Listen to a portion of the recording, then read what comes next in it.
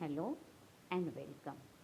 I am Rekha Bagmare from Vidya Pratishthan, Indapur English Medium School.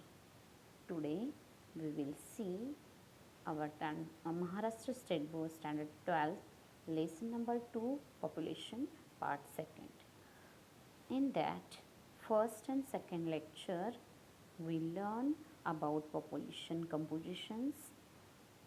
In that we will see subtopics: age structure, sex composition, literacy and education, occupational structure, and rural urban compositions.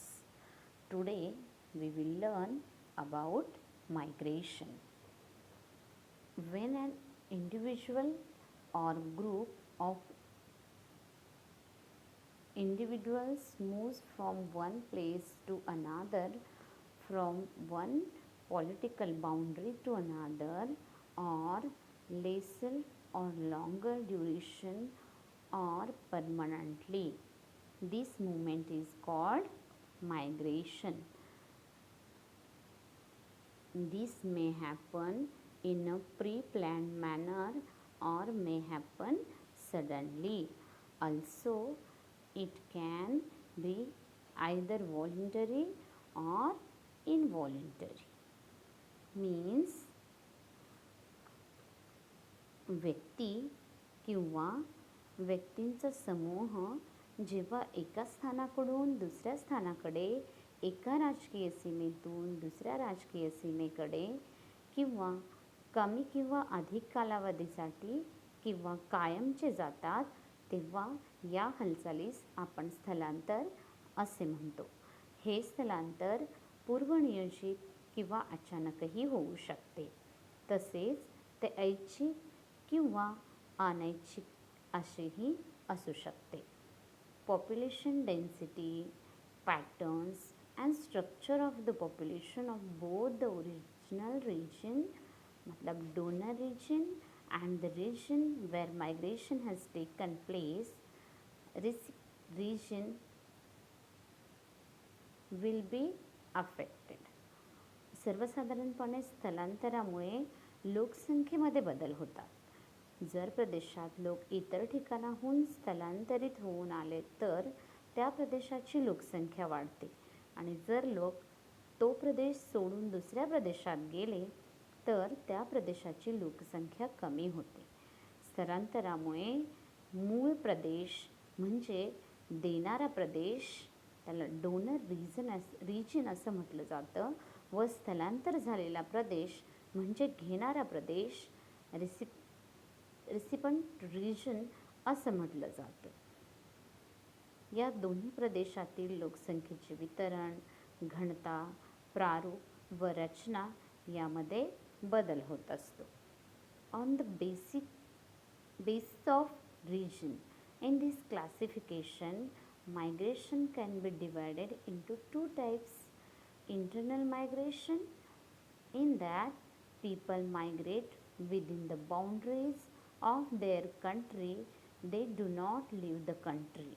This is done from one state to another or from one city to another.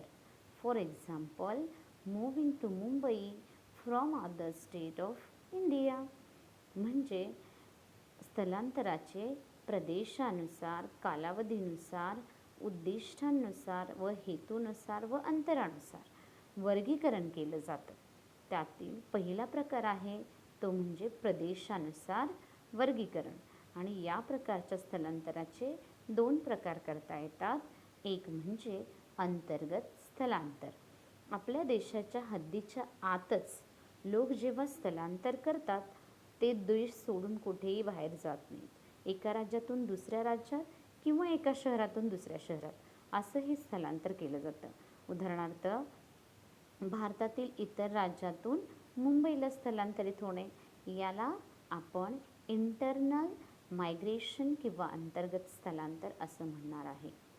Next, on the basis of region म्हणजे प्रदेशानुसारच स्थलांतराचा दुसरा प्रकार आहे तो म्हणजे external migration. In this type of migration People leave their countries and move to another country. For example, moving abroad for higher education from India. म्हणजे बाह्य स्थलांतर हा प्रदेशानुसार वर्गीकरणाचा दुसरा प्रकार आहे. या स्थलांतराच्या प्रकारामध्ये लोक आपला देश सोडून दुसऱ्या देशामध्ये जातात. उदाहरणार्थ भारतातून उच्च शिक्षणासाठी परदेशी जाणे. Classification bye duration. आता आपण कालावधीनुसार वर्गीकरण पाहणार आहोत. यामध्ये first subtopic is short term. Short term, this type of migration can be for limited time or seasonal. Sometimes travel seasonally in search of fodder. This is called seasonal migration. In some places in Maharashtra, more labor is needed during sugarcane harvesting.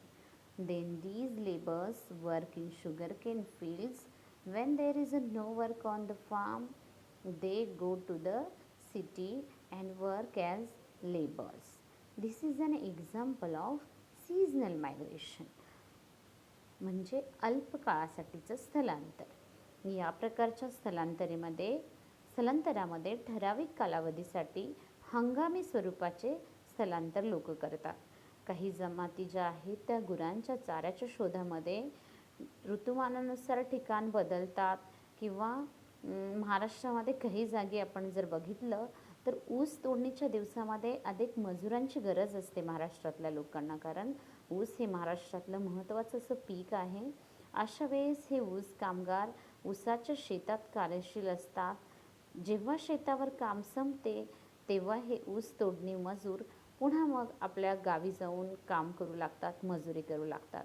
याला आपण हंगामी स्वरूपाचं स्थलांतर असं म्हणू शकतो. Next type of classification by duration is long term. People leave their place of residence and move to a new place. It is not decided whether they will return soon or not. They may come on holidays or a few days and go back. For example, people from India have migrated to the United States of America, Great Britain, etc. Some villagers have come to the city in search of employment and have settled here. म्हणजे याला आपण दीर्घकालीन स्थलांतर असं म्हणू शकतो. यामध्ये लोक आपले राहते ठिकाण हे दीर्घ काळासाठी सोडून नवीन ठिकाणी जातात. ते परततील की नाही याची खात्री नसते किंवा आले तरीही थोड्या दिवसांसाठी ते सुट्ट्यांमध्ये गावाकडे येत असतात. उदाहरणार्थ भारतातून लोक अमेरिकेच्या संयुक्त संस्थानामध्ये, ग्रेट ब्रिटन इत्यादी ठिकाणी जाऊन स्थायिक झाले आहेत. गावातील काही लोक रोजगाराच्या शोधामध्ये शहराकडे येऊन तेथेच स्थायिक झालेले आपल्याला दिसतात. याला आपण दीर्घकालीन किंवा लॉंग टर्म स्थलांतर मायग्रेशन असं म्हणणार आहोत. Classification bye duration. In both the examples, if the migrated person returns to the original place after a very long time, it is called a long-term migration. But if the person never returns to his original place, it is called permanent migration. In addition, migration can be voluntary or involuntary. म्हणजे दोन्ही उदाहरणामध्ये स्थलांतरित झालेली व्यक्ती जर आपण पाहिलं बऱ्याच कालावधीनंतर आपल्या मूळ गावी परत आली तर ते दीर्घकालीन स्थलांतर होतं. आणि जर ती व्यक्ती आपल्या मूळ ठिकाणी परत आलीच नाही तर अशा स्थलांतरास आपण कायमचे स्थलांतर असे म्हणतो. याशिवाय स्थलांतराचे ऐच्छिक आणि अनैच्छिक असेही वर्गीकरण होऊ शकते. Reasons for migration. म्हणजे स्थलांतराची काही कारणे आहेत. त्यामध्ये first reason is physical, second economical, third social, fourth political. These types of reasons for migration. In that we will see first physical migration. Natural events like earthquakes, Volcanic eruption, droughts, and flooding may be responsible for population to migrate. Physical म्हणजे प्राकृतिक स्थलांतरामध्ये नैसर्गिक आपत्ती जसं की पूर, दुष्काळ, भूकंप, ज्वालामुखी उद्रेक, वादळे यामुळे या पद्धतीचं स्थलांतर होऊ शकतं. Second type is economic migration. second reason for migration is economic. In that, migration in which people migrate in search of jobs, business, improve their standard of living, etc. म्हणजे आर्थिक हे जर कारण आपण बघितलं स्थलांतराचं तर त्यामध्ये रोजगाराच्या शोधामध्ये, राहणीमान उंचावण्यासाठी किंवा व्यवसायासाठी लोक स्थलांतरित होताना आपल्याला दिसतात. त्याच्यानंतर तिसरं कारण आहे स्थलांतराचं reason for migration. Number third is social, means सामाजिक. Often people have to migrate forcefully.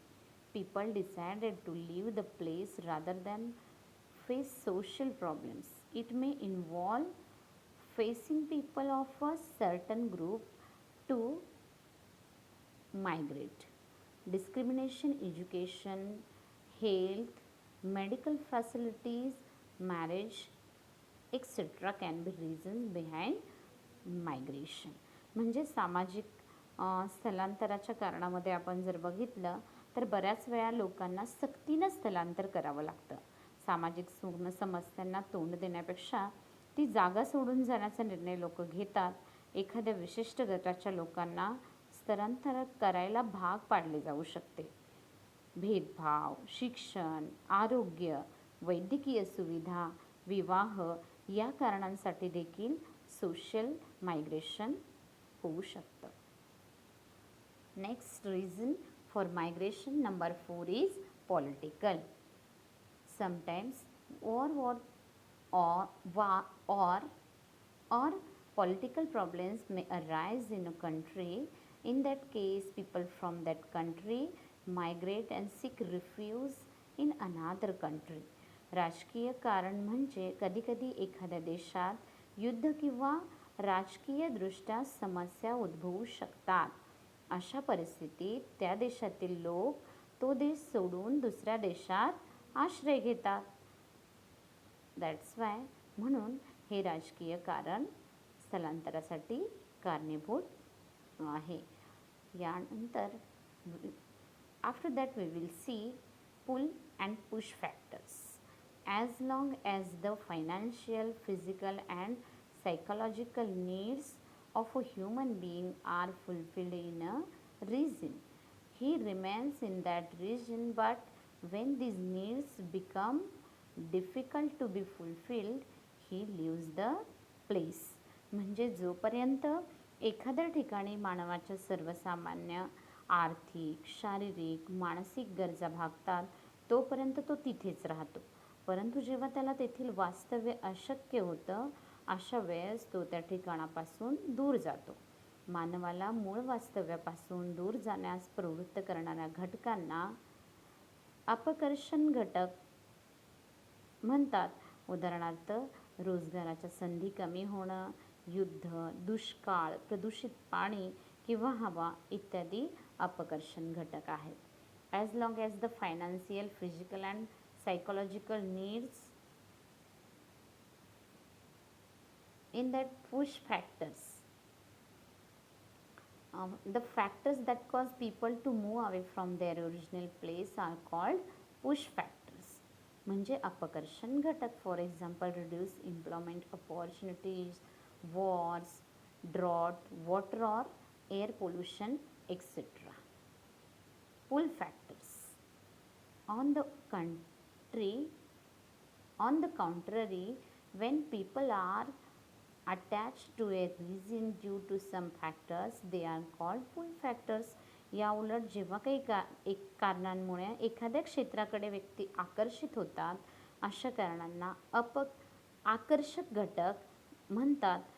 उदाहरणार्थ मतलब for example education and availability of employment opportunities are the pull factors. उदाहरणार्थ शिक्षण, रोजगाराच्या संधी उपलब्ध होणे हे आकर्षक करणारे घटक आहेत.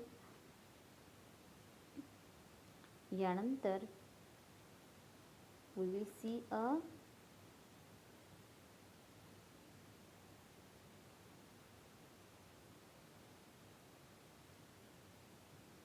see this. You have already made a list of the reasons why migration occurs. Add more reasons to it. Discuss in it the classroom. Classify these reasons into pull and push factors and complete the figure. Use the given space or complete it in your notebook. Here donor region मतलब push factors and pull factors mean receipt reason.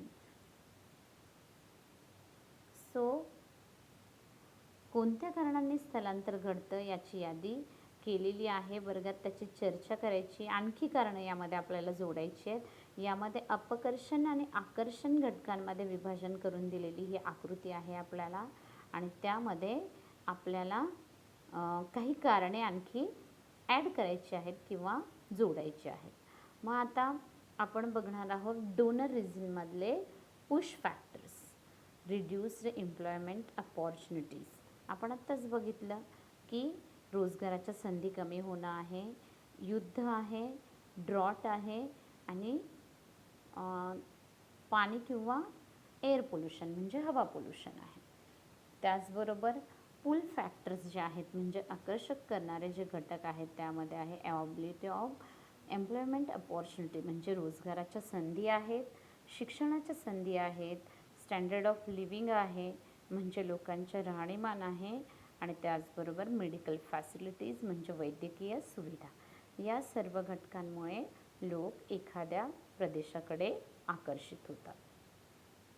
Impact of migration on population. आता आपण बघणार आहोत स्थलांतराच्या लोकसंख्येवर काय परिणाम होणार आहेत. We have studied various aspects of population. Migration aspects these two factors, distribution and density of population. Migration takes place between two regions. One of them is donor region while the other is the recipient region. म्हणजे लोकसंख्या अभ्यासात आपण अनेक घटकांचा आतापर्यंत अभ्यास केलेला आहे. लोकसंख्येचे वितरण आणि घनता या दोन घटकांवर स्थलांतराचा परिणाम होत असतो. लोकसंख्येचे स्थलांतर हे दोन प्रदेशादरम्यान होत असते. त्यातील एक प्रदेश म्हणजे देणारा तर दुसरा प्रदेश म्हणजे घेणारा असतो. Donor region and receipt region. या ठिकाणी मायग्रेशनमध्ये एक आकृती दाखवलेली आहे. त्यामध्ये द प्लेस ऑफ ओरिजिन मतलब decrease in population because this is donor region. हा देणारा प्रदेश आहे. अँड रिसिप्ट रिजन म्हणजे घेणारा प्रदेशामध्ये द प्लेस ऑफ डेस्टिनेशन असं म्हटलं जातं त्याला, आणि पॉप्युलेशन इन्क्रीज होत असते. सम ब्लॅक डॉट्स आर देअर ना that indicates population. In green circle there are some dots, black dots, that's why there decrease in population, and in red circle there are so many black dots, that's why there in that population increases. Donor region. Population is reduced of this region. Sex ratio change tremendously.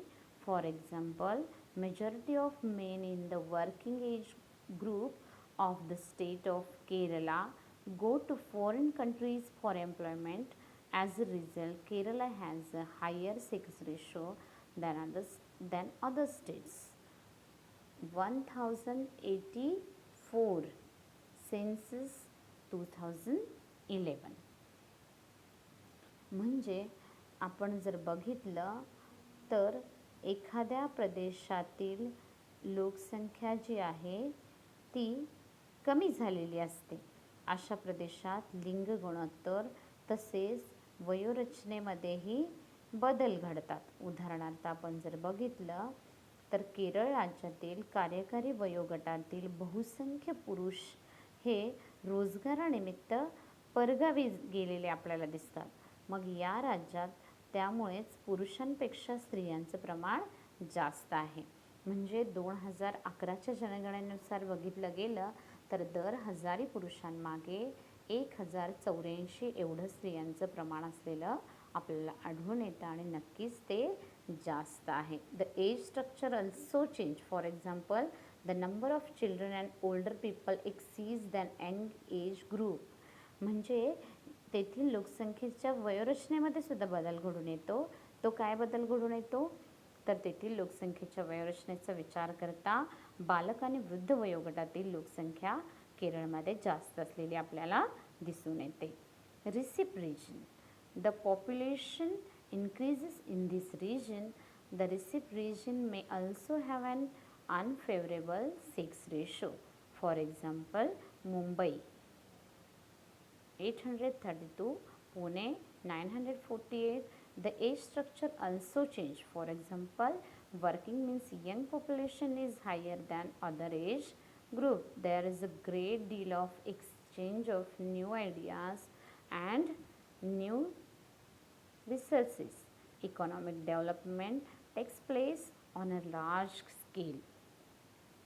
या उलट घेणाऱ्या प्रदेशांमध्ये लोकसंख्येचे वाढ, वाहतूक, पाणीपुरवठा या सर्व सोयी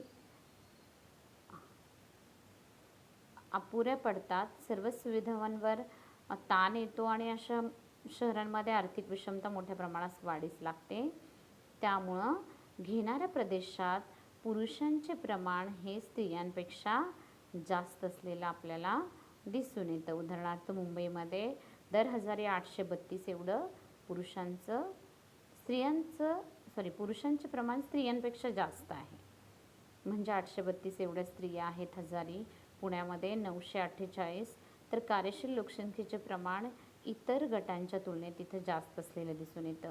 नवनवीन कल्पना, विचारांची देवाणघेवाण ह्या अशा प्रदेशात मोठ्या प्रमाणात होत असते. त्यामुळे नवनवीन शोध, सर्जनशीलता हे या प्रदेशाचे आणखीन एक वैशिष्ट्य असते. नवीन तंत्राचा उदय आणि वापर अशा प्रदेशात होताना दिसत असतो. या प्रदेशात विकासही मोठ्या प्रमाणावर होतो. म्हणजे आर्थिक विकास मोठ्या प्रमाणावर झालेला आपल्याला दिसून येतो. Receipt region.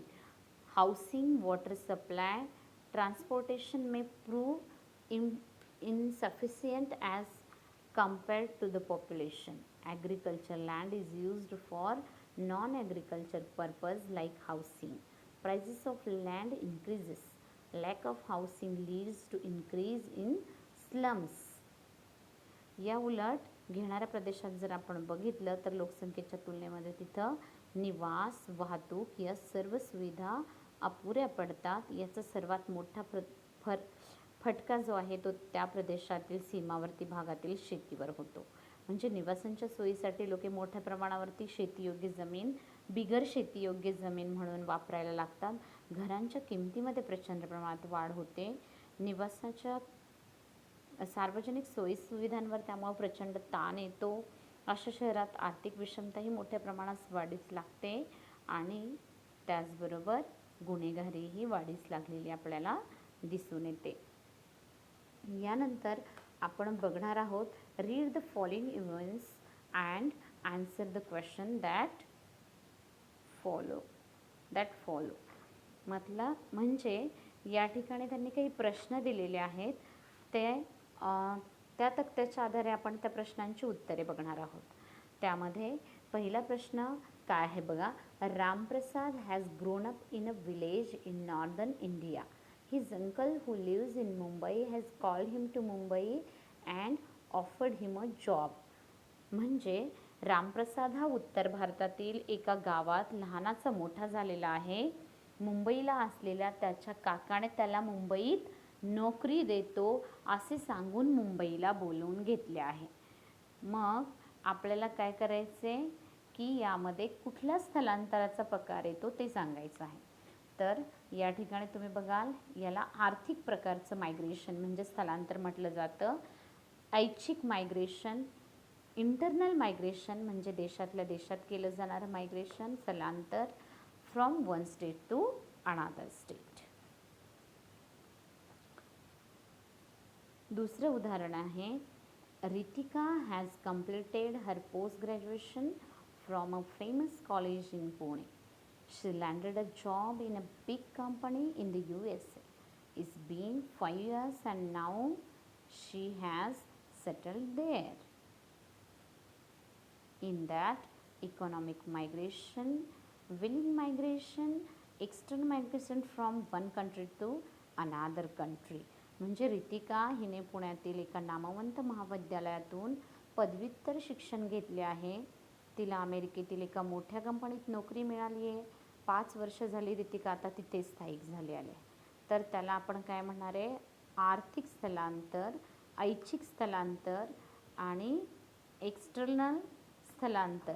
अशा पद्धतीनं एक्सटर्नल स्थलांतर म्हणजे बाह्य स्थलांतर जे एका देशातून दुसऱ्या देशामध्ये केलं जातं. त्याच्यानंतर तिसरं उदाहरण आहे ते म्हणजे सेमत countries undergoing a war situation for security reasons, the people had to leave their country and so somewhere else compulsorily. Semat and her family have taken refuge in the neighboring country. म्हणजे सेहमतचा देश युद्धाच्या खाईत लोटला गेल्यामुळे सुरक्षितेसाठी तेथील नागरिकांना तो देश सोडून सक्तीनं दुसऱ्या देशात जावं लागलं. सेहमत आणि त्याच्या कुटुंबाने शेजारील देशात शरण घेतली आहे.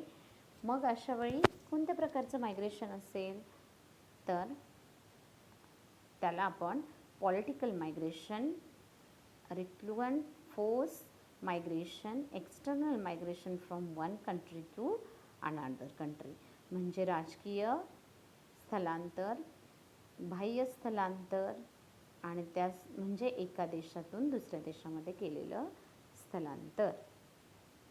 त्यानंतर fourth example, Babanrao is a small farmer from the Maharashtra region. He faced losses in agriculture due to drought. Some other family problems also forced him to sell his land and he shifted to the nearby city. Now he is working and earning livelihood for himself and his family. म्हणजे बबनराव हे मराठवाड्यातील एका गावात राहणारे लहान शेतकरी आहेत. दुष्काळामुळे शेतीचं नुकसान झालं आणि घरातील काही अन्य समस्यांमुळे त्यांनी जमीन विकली. त्याने सहकुटुंब जवळचे शहर गाठले. आता तो शहरात काम करून आपला आणि कुटुंबाचा उदरनिर्वाह करत आहे. अशा वेळी that migration is because of drought, physical migration, recruitment, force migration, internal migration from one city to another city. म्हणजे हे अंतर्गत स्थलांतर आहे, राजकीय स्थलांतराचा भाग आहे आणि ते दुष्काळामुळे ओढवलेलं स्थलांतर आहे किंवा दुष्काळ हे त्याचं एक कारण आहे. Next number 5 example, Ritesh from Pimpalwadi completed his school education in his village. He has gone to Nashik for further education. म्हणजे पिंपळवाडीच्या रितेशने गावातच आपले शालेय शिक्षण पूर्ण केले आणि आता तो पुढील शिक्षणासाठी नाशिकला गेलेला आहे. तर रिझन आहे एज्युकेशन म्हणजे शैक्षणिक सुविधा, सोशल मायग्रेशन त्याला आपण सामाजिक स्थलांतर म्हणणार आहोत, विलिंग मायग्रेशन म्हणजे ऐच्छिक स्थलांतर आहे ते, internal migration from village to city आणि हे अंतर्गत मायग्रेशन आहे जे एका गावातून शहरामध्ये केले जाणार आहे. त्याच्यानंतर we will see number 6 example, Latika daughter of Surekha and Sandeep from Satara went to Solapur after marriage. म्हणजे सातारच्या सुरेखा आणि संदीप यांची कन्या लतिका लग्न होऊन सोलापूरला गेली. यामध्ये कुठल्या प्रकारचं मायग्रेशन झालं असेल तर रिझन आहे त्याचं marriage, social migration, willing migration, internal migration from one city to another city. म्हणजे एका शहरातून दुसऱ्या शहरामध्ये केलेलं हे स्थलांतर आहे ते ऐच्छिक आहे, सामाजिक आहे. After that, some questions are there. What similarities do you find in these events? म्हणजे या सगळ्या इव्हेंटमध्ये किंवा घटनांमध्ये कोणते साम्य आपल्याला दिसून आले? तर ते म्हणजे उत्तर आहे त्याचं स्थलांतर, यानी की migration. Second question, is there a change in the location in these events and why? Yes, because the region of migration is different, therefore there is a change in the location in these events. म्हणजे सर्व घटनांमधील स्थानात फरक पडतो आहे का, त्याचे कारण काय असावे? हां, नक्कीच सर्व घटनांमधील स्थानांमध्ये फरक पडतो आहे, कारण स्थलांतराची कारणेसुद्धा वेगवेगळी आहेत. यानंतर आपण पाहणार आहोत question number 3. Arrange these 6 events according to the difference in the relative distance between the new and the old location. First number 5, second number 6, third number 4, fourth number 1, fifth number 3 and sixth number 2. म्हणजे जुन्या आणि नवीन स्थानांमधील अंतराप्रमाणे वरील 6 घटनांचा क्रम लावा. जी आपण 6 उदाहरणं पाहिली त्यांचा क्रम लावायचा आहे. त्यामध्ये सगळ्यात प्रथम येईल नंबर 5, त्यानंतर नंबर 6, त्यानंतर नंबर 4, त्यानंतर नंबर 1, नंबर 3 आणि नंबर 2 अशा प्रमाणे आपण त्याचा क्रम लावू शकतो. Question number 4 is make a list of reasons for living the original location. म्हणजे आपले मूळ स्थान सोडून जाण्यामागच्या कारणांची यादी करा. आणि आपण ती कारणं पाहिलेलीच आहेत. Job, war situation, drought, education and marriage. म्हणजे नोकरी, युद्धस्थिती, दुष्काळ, शिक्षण किंवा लग्न ही स्थलांतराची काही कारणे आहेत. Question number 5 is classify the reasons into willing and reluctant. Willing reason, job, education and marriage and recruit, war situation and drought. याशिवाय इतर कोणत्या कारणाने स्थलांतर होऊ शकते? Make a list of reasons behind migration beside the ones given here. म्हणजे इथे दिलेल्या कारणांशिवाय आणखी कोणत्या कारणाने मायग्रेशन म्हणजे स्थलांतर होऊ शकते? तर natural events like earthquakes, volcanic eruption, discrimination, health, medical facilities, marriage, travel and political problems, religion, language, etc. म्हणजे भूकंप, ज्वालामुखीचा उद्रेक, आरोग्य आणि वैद्यकीय सेवा, राजकीय कारणे, भाषेचा प्रश्न असे इतरही कारणे आहेत की ज्यामुळं काय होतं? स्थलांतर होतं. आज आपण आपला हा पाठ क्रमांक 2 लेसन नंबर 2 finish here.